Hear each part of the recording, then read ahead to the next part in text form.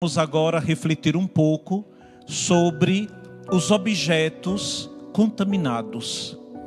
E os objetos contaminados, as pessoas que não têm uma experiência espiritual, mas também as pessoas que têm, eles podem trazer para a pessoa um problema gravíssimo, que não está nem na ordem dos fenômenos, digamos assim, comuns ou ordinários do demônio, como a tentação, mas pode trazer para a pessoa uma obsessão. Isso é muito grave. Tem pessoas que desenvolveram uma obsessão espiritual, por exemplo, uma frase blasfêmica que passa toda hora na mente da pessoa, e ela pensa que aquilo é natural. Não, provavelmente a pessoa ela entrou em contato com um objeto, ou ela tem consigo algo que a deixou nesse processo de obsessão. E Jesus quer libertar. E Jesus quer curar, transformar você, mas pelo poder da prudência, da oração e da graça, para que você desperte, nas coisas que nós ganhamos, recebemos, até mesmo em alimentos. Algumas pessoas são contaminadas por alimentos, livros. E eu me recordo, amados irmãos, irmãs e amigos do Exército, quando eu ainda estava na outra paróquia, Nossa Senhora do Perpétuo Socorro, que é a minha paróquia de origem, a paróquia em que eu cresci espiritualmente, foi a paróquia que me mandou para o seminário, e depois o Senhor Deus me concedeu a graça de ficar 11 anos como pároco ali. Então conhecia todo mundo, Eu de filho me tornei pai espiritual daquela comunidade. E tinha uma família muito linda, eram 2 jovens, um rapaz e uma moça, e os pais vinham à missa dominical aos sábados, já a missa dominical à noite. Eles ficavam um pouco bem atrás, mas os conhecia, tinha aproximação com eles e sabia exatamente que todos os sábados eles estavam ali participando da Santa Missa.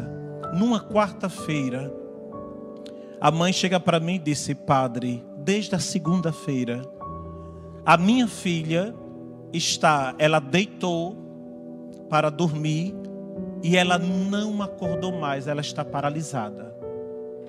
Ela está com todos os movimentos do batimento cardíaco. Tinham levado para o hospital. O médico não conseguia descobrir o batimento cardíaco normal.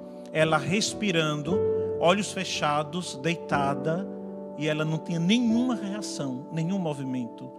Ela não acordava, ela somente respirava. E aquilo era muito estranho. Isso começou numa segunda. E a mãe me contou numa quarta-feira.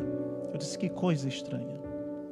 E eu pedi que ela me mantivesse ainda informado. Quando foi na quinta-feira, por volta das 4 da tarde, ela me telefona e diz: padre, a minha filha ainda continua assim. Nós não sabemos mais o que fazer com ela. Aí a equipe que trabalhava comigo, o ministério que trabalhava comigo, eu mandei uma mensagem, eu disse: amanhã, sexta-feira, à tarde, nós temos uma missão. Gostaria que todos jejuassem, Já fazíamos, mas vamos jejuar amanhã nesta intenção, que nós vamos visitar essa família. E fomos. Na sexta-feira fizemos o jejum.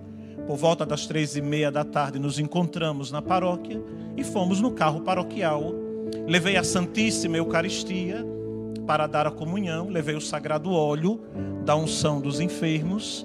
E fomos lá para ministrar os sacramentos, orar por aquela menina que eu conhecia mais os pais. E o irmão dela, que inclusive tocava algumas vezes na missa, inclusive foi coroinha nosso, na nossa paróquia. E fomos. E aconteceu um fato extraordinário. Porque nós chegamos na casa, a mãe nos acolheu, e ficamos ali, e fizemos um pouco de ambiente, até que fôssemos ao quarto dela, para orar. E eu perguntei: como está a sua menina? Padre, até hoje ela está sobre a cama e nós estamos desesperados. Do nada, ela sai. Ela já tinha, naquele mesmo instante, ela tinha se levantado, ela tinha ido ao banheiro, tinha tomado banho e saiu normal, como se nada tivesse acontecido. Chegou na sala, sentou, nos saudou, e ela não se lembrava dessa fase de transe. A mãe ficou super assustada, todos nós ficamos super assustados, mas ali mantivemos a nossa discrição, fizemos a oração, fiz a unção, dei a comunhão eucarística, rezamos um pouco, etc. Disse, mas algo está acontecendo. E de novo, com o uso da água benta, disse, vou aspergir a casa. Sobre a mesa, na cozinha, tinha uma bolsa plástica, assim um pouco grande. Quando eu joguei água benta, por inspiração divina, o Senhor disse, está dentro desta bolsa. Aí eu pedi à mãe que abrisse aquela bolsa. Quando ela abriu a bolsa, livros de bruxaria, romances. Eu perguntei de quem eram. Não, eram os livros, esses livros são da minha filha. A mãe não tinha conhecimento do assunto, não tinha conhecimento. E eu perguntei a ela, ela já estava em si, lúcida, perguntei esses livros. Meu namorado me deu esses livros. E eu estava lendo, esses livros. Enfim, os livros continham bruxaria de transformação da pessoa em entrar em seita satânica. E uma das fases da bruxaria era esse transe. Então, isso é muito grave. Por que grave? Porque os nossos jovens, uns são ingênuos, outros são tolos, outros fazem de espertos, mas alguns materiais, inclusive alguns livros, trazem não só a contaminação, não só a obsessão, mas até mesmo pode levar a uma possessão demoníaca. Então, a periculosidade que existe em livros, em objetos, que pode cultuar ao demônio e aos seus anjos. Então, aqui a atenção que nós devemos fazer. Os objetos que a gente tem, a literatura. Alguém poderia dizer, padre, eu posso ler qualquer livro de matéria, digamos assim, no horizonte do espiritismo, disso, daquilo outro. Não, não pode. E digo com muita sinceridade e com muita simplicidade. Que tipo de curiosidade nós temos sobre qualquer espiritualidade que a Sagrada Escritura não nos satisfaça? Ah, mas eu quero uma espiritualidade assim, extremamente curiosa. É só ler Padre Pio. Porque ninguém superou. Né? Extremamente, quem gosta de curiosidade e coisa, basta ler Padre Pio, basta ler Santa Míria de Jesus crucificado, que vai dizer, aquilo é ficção científica.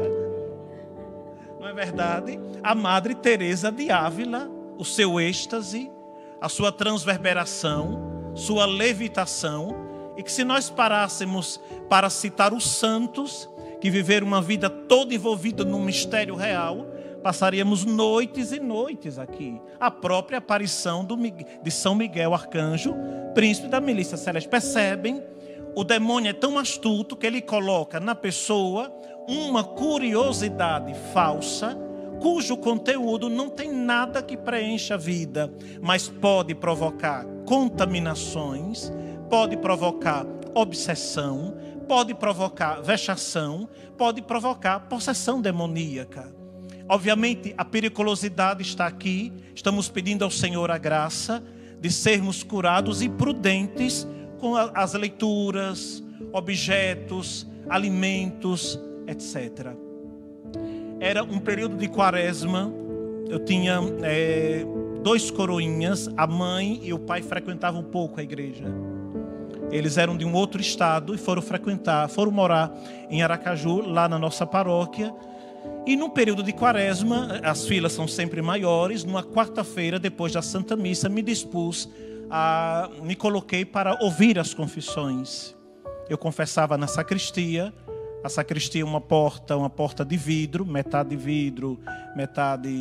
E eu me levantava de um penitente ao outro e ia e vi lá aquela senhora sentada, né? Aliás, não vi a senhora sentada, simplesmente abri. Ela não estava ainda na fila. De repente, quando eu fui pegar outro penitente, A vi, ela olhou para mim, na hora que ela me viu, ela tinha um cabelo grande, e aqui parece uma cena de filme, ela simplesmente se inclinou e o cabelo negro dela, longo, desceu sobre a cabeça, isolando toda a visibilidade na fila. E eu olhei, ela me viu, ela entrou nesse processo de transe. Obviamente, a última pessoa que tinha saído e as outras pessoas eu tive que suspender toda a confissão. Procurei um paroquiano ou outro para me ajudar. Eu disse, é hoje que eu estou ferrado. Aí eu olhei, né? Você sabe que as mulheres são muito mais corajosas do que nós homens para o ministério, porque quando chegava alguém manifestado na paróquia, os paroquianos corriam, né? Aí eu gritava o nome, fulano, volte e venha me ajudar, tal. E de fato, um senhor estava comigo, hoje ele é diácono permanente, e ele estava passando, se o senhor pode me ajudar, dispensei as pessoas, e aquela senhora ficou ali em transe, naquela posição. Eu fui até ela e disse, é a sua vez, a senhora pode entrar. Ela levantou a cabeça e disse, ali eu não entro. Eu disse, mas a senhora vai entrar. Então, ela foi caminhando comigo, estava, digamos, com tonturas. Quando chegou na porta da sacristia, ela colocou como um gato para colocar, sustentou. Aí eu dei uma voz de comando, em nome do Senhor ordenei. Ela conseguiu entrar, correu para o canto da sacristia e ficou numa posição de um animal feroz. Eu não sabia distinguir o que era aquilo. Algumas pessoas entraram para me ajudar. Fechei a sacristia. E na hora que joguei água benta, uma criatura maligna se manifesta nessa pessoa, dizendo que iria matá-la, que iria destruí-la, etc. Como estava já falando a criatura maligna, perguntei rapidamente como ele entrou nela. E ele disse, eu vim num urso de pelúcia, num presente que ela ganhou do estado tal, do endereço tal. A pessoa se chama fulana, que fez isso para destruir o casamento dela, mas fazendo com que ela matasse o esposo. Porque o pior ainda está por vir. Fiz as orações, ela foi liberta ali. Então, um objeto consagrado e totalmente contaminado, enviado. É tanto que, quando ela voltou em si, terminamos as orações, ela ficou bem e fiz algumas perguntas. A senhora recebeu alguma caixa com algum urso de pelúcia? Ela disse, como o senhor sabe? Porque ela estava num processo de transe, a possessão. O endereço foi este, ela confirmou o endereço, confirmou pessoa. Ela se pôs bem, entrou um espírito maligno na senhora, por contaminação deste urso, que a senhora vai destruir quando chegar em casa. E aqui está o problema. Aí o esposo foi na igreja buscá-la. Quando ele percebeu que já não estava mais ninguém na igreja, foi na sacristia. Ele entrou e viu, estranhou um pouco ali a cena, ela sentada, um pouco cansada. E ele disse para mim, disse, padre, eu queria já há muito tempo vir conversar com o senhor, porque todas as noites eu acordo com minha esposa, ou me estrangulando, e da última vez eu consegui tirar dela a faca, que ela foi na cozinha e conseguiu pegar e voou em cima, e veio em cima sobre mim na cama. Eu não sei como me salvei, então estou sem conseguir dormir, porque eu sei que não é ela, e ela está nessa situação. Eu disse, mas a sua esposa está sendo liberta hoje, na autoridade de Jesus, e ela foi liberta ali. Objetos contaminados e enfeitiçados através de malefícios. Essas coisas, elas não são ficção científica. Elas existem e elas atrapalham a vida da pessoa. E um atrapalhar não simplesmente, um atrapalhar de situações, mas um atrapalhar de morte. Por isso você, guerreiro, você precisa ter a santa prudência. Prudência mesmo, esta é a palavra.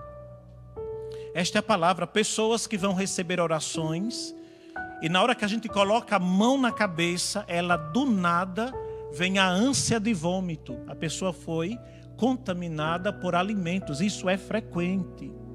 Por alimentos. Malefícios por alimentos, etc. Objetos. Tem pessoas que transferem, sem passar por um processo de magia, transferem um sentimento negativo sobre um objeto. Entrega, pode ser um anel, pode ser qualquer outra coisa. Então, o que nós devemos fazer? Porque essa é a pergunta. Não basta saber que existe contaminação por objetos. A primeira coisa, uma vida simples e profunda de oração. Sempre. Iremos repetir isso aqui a vida inteira. A oração não é uma questão de pessoas bitoladas. A oração é para pessoas sábias. Porque o Senhor Jesus e a igreja não nos quer só inteligentes. O Senhor nos quer sábios. O mundo pensa que a inteligência é tudo. Mesmo dentro da igreja. Quem é mais inteligente, quem mais manda. Não. O Senhor nos quer sábios. Então a oração vai dar a você sabedoria e discernimento de como você conviver e tratar com tais situações. A primeira coisa é a oração. A segunda coisa, uma vida autêntica sacramental. Eu costumo dizer às vezes, a igreja, o mistério de Cristo, o exército de São Miguel, não existem para resolver, entre aspas, os nossos problemas, mas para nos libertar do poder do inimigo, para nos conduzir para o céu. Obviamente aqui já é um grande problema, né? Mas para dar o sentido da vida, para que as pessoas se convertam, encontrem o Senhor, e encontrando o Senhor encontrem a vida eterna. E isso passa diretamente pela vida sacramental.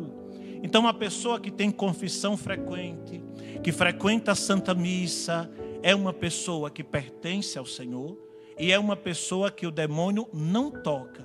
O demônio enfraquece, o demônio lança tentações, mas não consegue destruir você. Nunca. Então, uma vida sacramental. Uma outra coisa importante, uma vida de alegria. É preciso manifestar uma alegria interior. Porque as pessoas que são cheias do Espírito Santo, elas não têm uma alegria vazia. E a alegria vai contagiando o ambiente de trabalho, vai contagiando a família, vai contagiando o seu grupo de oração, o seu movimento, sua pastoral, independente. A alegria que vem do Espírito Santo tem o poder de te libertar e libertar as pessoas que estão ao seu redor. Então, as pessoas muito acabrunhadas, muito fechadas, sisudas, etc., elas também podem ser armas do maligno. O maligno não suporta pessoas felizes, pessoas realizadas. Uma quarta coisa que nós podemos indicar é cultivar a paz. Meu Deus, quantas murmurações as pessoas vivem. Reclamam de tudo, inclusive de Deus. Inclusive porque Deus não me atende. Já tem mais de ano que eu estou no exército de São Miguel e as pessoas o Senhor não me atendeu ainda. Vou mudar, vou atrás de um outro exército. Então, é porque a pessoa ela não tem a paz do Senhor. Porque tudo que nós precisamos nós já temos em Cristo. Então, meus amados irmãos, nós vamos pedir a Deus a graça também de vivermos em comunhão com Ele e sermos prudentes. Passaria a noite inteira citando situações que produzem obsessão, objetos contaminados, até objetos sagrados. Então, quando você comprar uma cruz, uma imagem da Santa Virgem, levar para o sacerdote. Não ter objeto em casa, mesmo os objetos sagrados, sem a bênção do sacerdote. Abençoar, né? Nós estamos fazendo durante todo esse tempo de batalha e de guerra espiritual, aspergir a casa com água benta, especialmente aos domingos, que é o dia da Páscoa semanal. Aspergir a casa com água benta. Às vezes eu chego em casas cristãs e já vou procurando, não simplesmente por exigir, mas procurando um sinal sagrado. Tem pessoas que não têm, né? Não, padre, é meio, digamos, é meio brega, meio cafona, tem uma cruz, tem uma imagem da Santa Virgem, né? Porque eu sou, né, fiz assim um projeto de design interno de casa e não combinou, mas eu sou uma pessoa de fé. Não, mas o demônio foge à Santa Cruz, né? Foge à Santa Cruz. As pessoas que eu acompanho, todas elas eu confesso, e o processo final de libertação, eu treino a pessoa para ela enfrentar o demônio. Não basta ser liberto. O Senhor não quer só que recebamos a libertação da possessão demoníaca, de uma manifestação, de uma doença espiritual. O Senhor quer nos treinar para poder enfrentá-lo, porque a nossa vida inteira seremos atacados por ele. Qual novidade? Quando as pessoas chegam para mim e dizem: padre, eu tive um sonho que o demônio estava me atacando. Eu disse: certo, passo para o outro. Qual é? Não tem novidade alguma. A pessoa está na missa, a pessoa lê a palavra e do nada descobriu que o demônio é seu inimigo. Eu disse: sim. Ou a pessoa não saber que o mistério de Cristo é o mistério para vencer a morte, para vencer o pecado e o autor dessas duas coisas. Gosto muito daquela oração da missa da quarta de cinzas. Ó Deus, que nos destes, concedei-nos a graça de iniciarmos esse tempo de quaresma para enfrentarmos o espírito do maligno. A quaresma litúrgica e a quaresma de São Miguel é para enfrentar o espírito do maligno. E aqui nós temos, já para concluir, 3 grupos de pessoas que os 3 são problemáticos para qualquer padre, para qualquer ministério de cura e libertação, para qualquer exorcista. O primeiro grupo são aquelas pessoas que já se autodiagnosticaram possuídas pelo demônio. Chove de gente assim. Padre, eu vim aqui receber um exorcismo. Eu disse: vamos lá. Né? Aí eu já pergunto logo, já a pessoa já disse que quer um exorcismo, eu pergunto logo: qual o nome do demônio que te possuiu? Aí a pessoa diz: cruz credo, padre, um demônio? Eu disse: mas o exorcismo é para libertar da possessão demoníaca. Né? Então, essas pessoas, elas precisam amadurecer espiritualmente. Porque podem também dar brechas pela ingenuidade. O Senhor não nos quer ingênuos na igreja. O Senhor nos quer formados, treinados, discernidos, batalhando, etc. O terceiro grupo são as pessoas, e aqui também são muitas pessoas, que elas criam consciente ou inconscientemente situações de doenças espirituais. Só que elas nunca conseguem imitar bem uma possessão. Nunca. Você já percebe. Primeiro, não tem a presença, porque a ação maligna age com energia de esfriamento de ambiente, de aumento de temperatura, de sugar a energia de quem está em torno e tantos outros fenômenos que possam existir. Eu lembro, na primeira paróquia onde eu estava, nós exorcizávamos num ambiente, na sacristia, como eu já citei, o ar-condicionado muito potente, nós, sem grandes movimentos físicos, o suor pingava na equipe inteira, porque era um calor que vinha. Então, há um grupo de pessoas que, ou por carência afetiva, e essas pessoas precisam ser cuidadas e curadas, não pelo exorcismo, mas pela cura interior. Tratar os traumas, as feridas, as angústias, né? E o terceiro grupo, e esse é bem raro, são as pessoas que realmente estão passando por problemas de fenômenos extraordinários na ordem espiritual. Incrível. toda pessoa possuída pelo demônio, e é algo raro, ela nunca vai assumir. O demônio vai dissimular a pessoa. Nunca vai assumir. Então, em outras palavras, peçamos ao Senhor, pela força do Espírito Santo, sempre discernimento, prudência, porque Deus quer substituir o medo pela coragem, o medo pela prudência. Medo nunca, prudência sempre, e aí nós venceremos sempre com Cristo e com São Miguel à nossa frente, que amanhã é o aniversário dele, é a festa dele.